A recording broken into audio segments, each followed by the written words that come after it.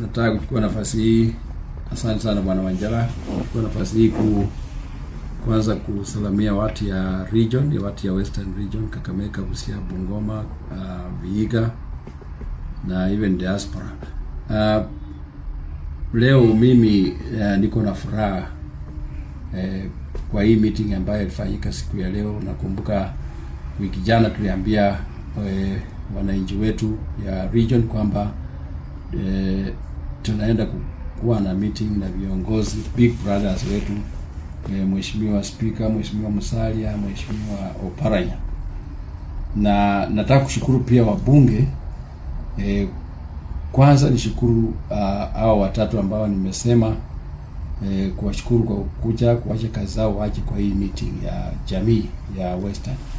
Na nishukuru pia wabunge wote. Unajua siku ya leo ilikuwa na wabunge 34. Meeting ya caucus ilikuwa na wabunge 34.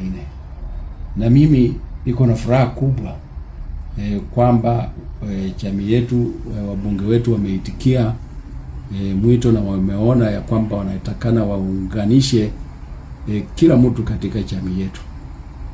So nataka kuwashukuru kwa hiyo, na nasema tuendelee kabisa na hii kuungana kwetu kwa umoja wetu.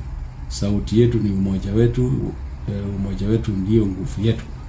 Na tunataka tumeweka meeting nyingine, viongozi wetu ikiwemo Speaker na Musalia na Oparanya walisuggest kwamba hii ni meeting ya muhimu zaidi katika jamii yetu, na haiwezi chukua masaa 2-3.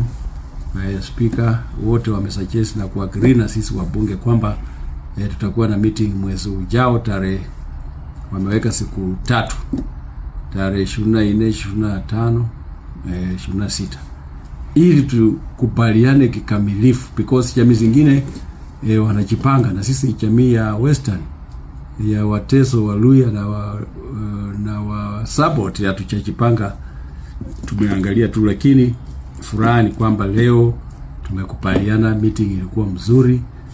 Maswali zile tulikuwa tunauliza zimewekwa, wamejibu kidogo, lakini yote itakuwa siku hiyo kuanzia tarehe